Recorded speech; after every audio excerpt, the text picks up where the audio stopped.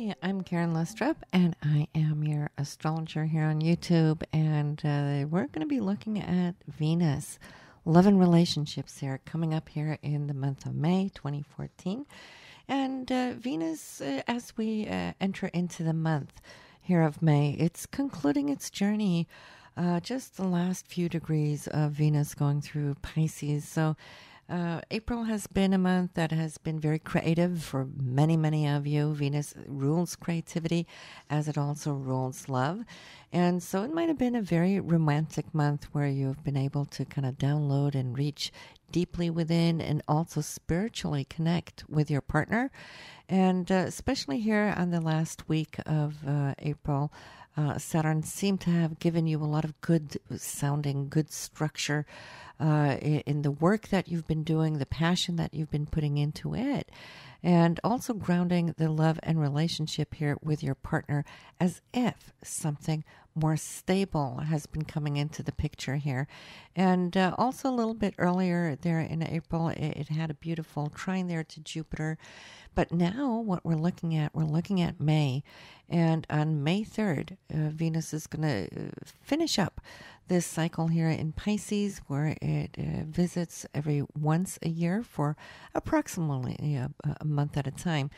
And as she now turns her vision towards embedding herself into Aries, well, we're going to have a fiery Venus, all right? So if you feel things have been very flowing and very intuitive and very spiritual and very creative, well, watch Venus kick into action with this fire. What you're going to see here in May is how you express Venus. Okay, it's going to be dynamically.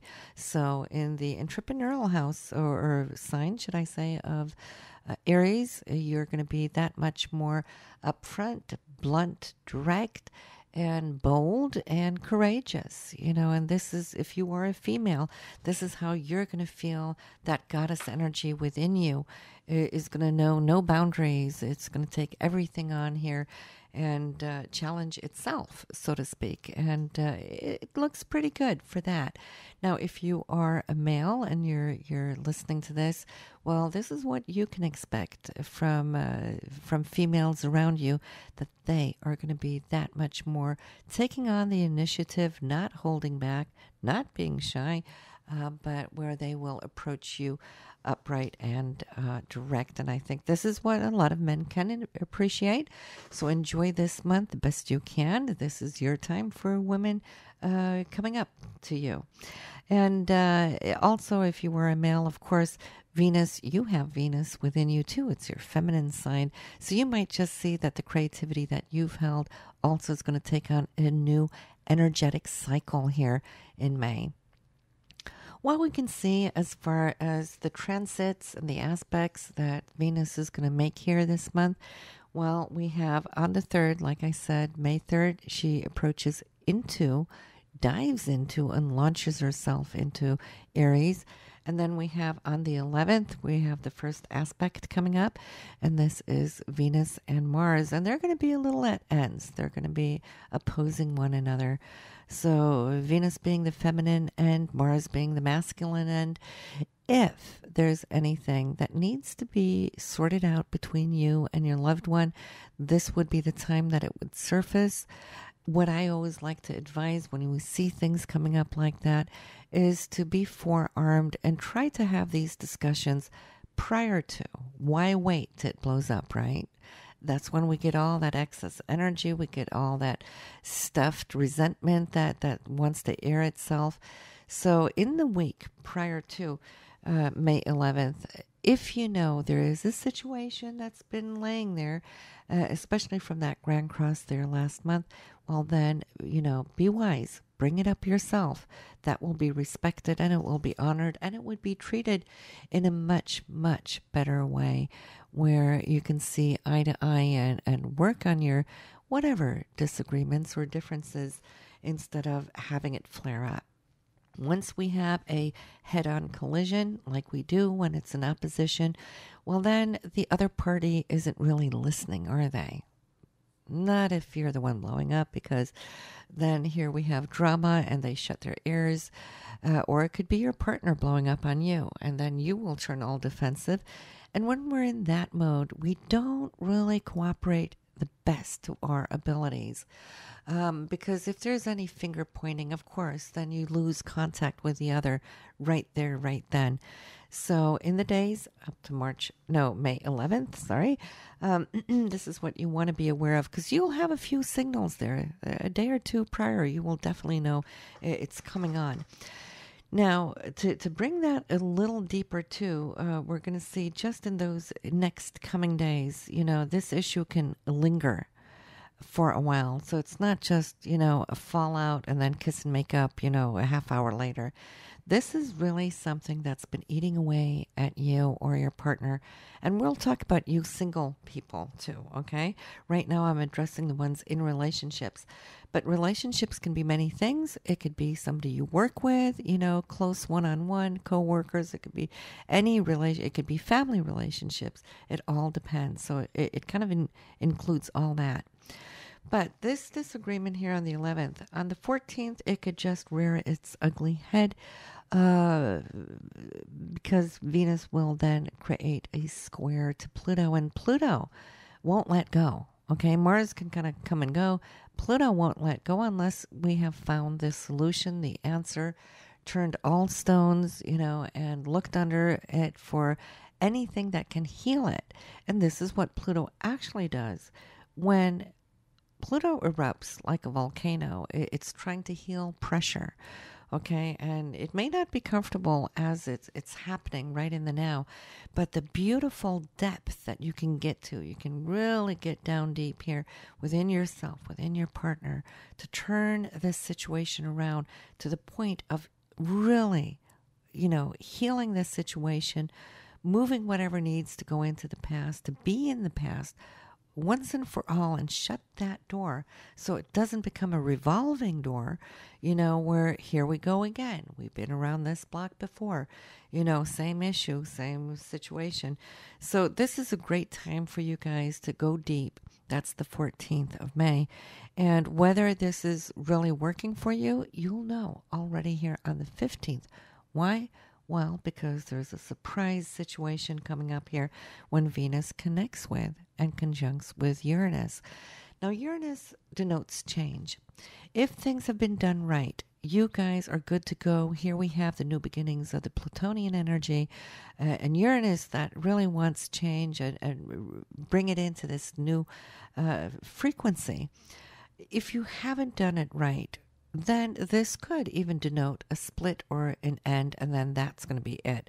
And then it comes as a surprise for those of you. But let me just say, if this situation on the 15th comes to you as a surprise that you're coming to an end, a let go of your relationship, well, then you haven't been really open-eyed. You haven't really been paying attention closely to what's going on between the two of you.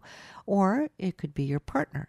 You may be paying very close attention and trying, but your partner has been in a blind spot, and not just delaying, but not really wanting to take this on face value. And then boom, here we go. So whatever the weak link is, this will come on the 14th, the 15th. But it started earlier on in the month. So this is a big relationship month for you. How can we work this? How can you be on top of it? Well, Mars is in Libra, so Mars is your actions. It's in the sign of Libra, which rules harmony and is ruled by Venus. So if you can look at the other side of the scale, how much are you giving? How much are they giving? What is too much? Are you overdoing? Are you overgiving? Now that can be a problem too. If you keep trying to fix, and you're not giving your partner space to come in and do something. How are balancing it up? This is how you balance the scales. And Libra, Mars in Libra has been giving you this lesson ever since many months ago here in December.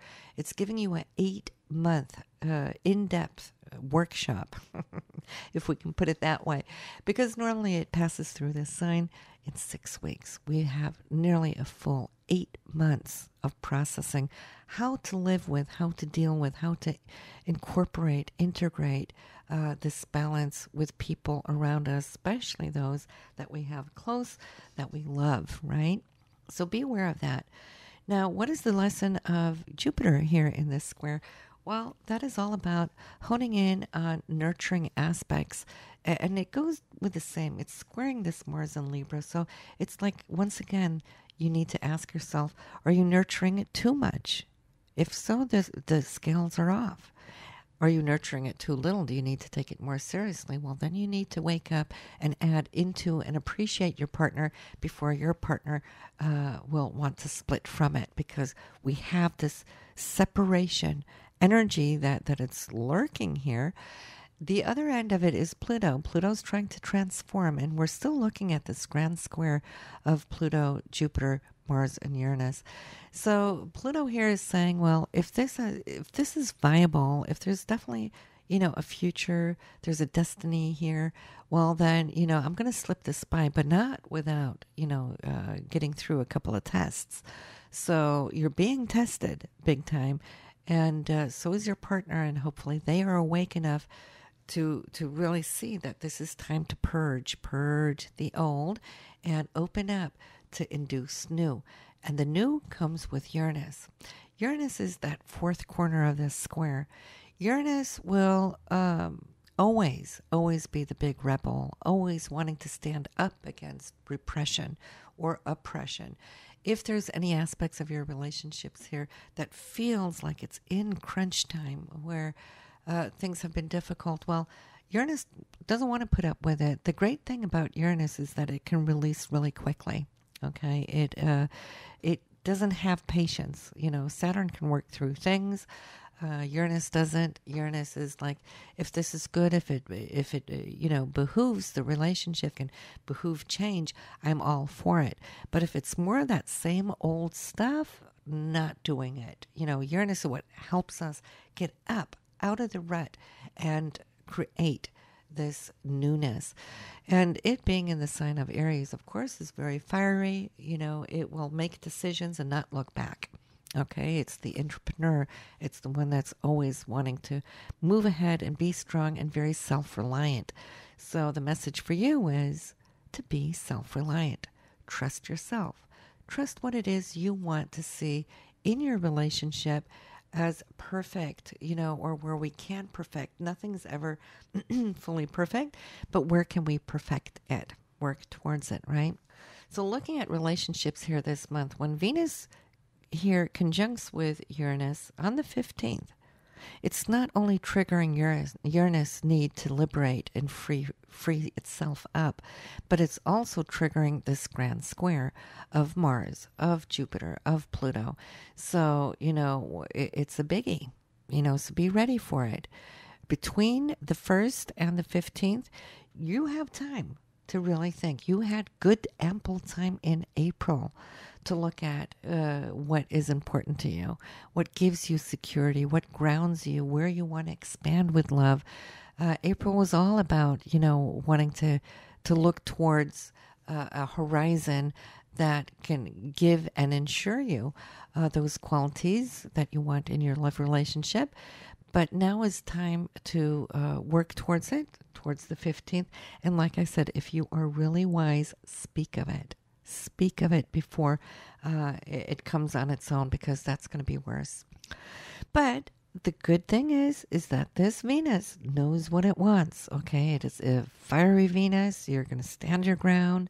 And I'm seeing that you're going to be able to complete certain projects here, and also certain levels of intimacy here with your partner. And it's going to be a month where you can really connect with those deeper needs, where your emotions and your mindset can all get back together here in one, and not be fully as fragmented as April has represented. Even here, early part, at least say mid-May, we're getting to a point here where Mars is going to start moving forward again. So, it's really been taking us on a long, long ride. But, yeah. So this is love and relationships. For those of you who are single, let's address you for a little bit, because it isn't the best of time to start anything new, to be honest. You know, you might feel that antsiness. It's like, where is that future partner, Mr., Mrs. Right? So you might feel that energy really riveting you up, and wanting to get out from this phase where you have been alone. However, though, just know that if you're single right now, the universe is looking out for you. You want to kind of get beyond this grand square. So we'll look into that and check out for you next month how things are looking. But, you know, if you start any new relationship with this grand square, well, then it's going to carry that fingerprint upon your relationship in months and years to come, which is going to be quite difficult. The rest of us, we're just happy moving through it as a transit where we feel it, experience it for a few weeks and it's gone. But to have a relationship starting right now, not to be advised. So you just be happy, you know, but you can release a few things on your own. Whatever needs to be purged, this is the time to do it. We're all purging. The entire world is purging right now. So just to round things off here at the end, this is one face of Venus. Like I said, it takes 1 month for Venus to pass through each sign. So there's 12 genuine faces of Venus. And so do subscribe. I'm going to be making a series here for you, the 12 faces of Venus. And each year we get to embed ourselves into the flavors and into these vibrations of Venus with these 12 different faces of the goddess energy, and how that brings us out, because we might think we're heading down the highway, you know, with one expression of our Venus, and it's like, no, we don't. When you pay attention, we change, we morph, we become more of the embodiment of Venus's expression as she progresses through the signs. And it's really neat to follow along that and see how these various waves affect us and the people around us. Because why? This is a general aspect when Venus goes through a sign. It's not pertaining to your chart, your natal chart, nor is it pertaining to your solar chart, because we're not looking at which houses it's pertaining to you privately, which would be a totally different reading and a private reading. But we all share a common denominator when Venus passes through a sign. And this is why it's so important to know thyself, because when we do, and when we know where the energy lays within us, we know exactly where it lays within the other, whether this is your spouse, your lover, or the neighbor. We're all having Venus passing through Aries right now. So we might see that not only are we going to be bolder this month, but we can see that other people are being more bold as well. So do subscribe if you want to have these podcasts to your inbox on a monthly basis, so you know where Venus is for your love and relationships, and what joys you can look forward to, and what challenges might be at hand as well. Always good to know that. So I will see you next month, and do feel free to watch my monthly video forecasts here of your sun sign. If you aren't already listening to it, just go to my channel and enjoy. Bye now.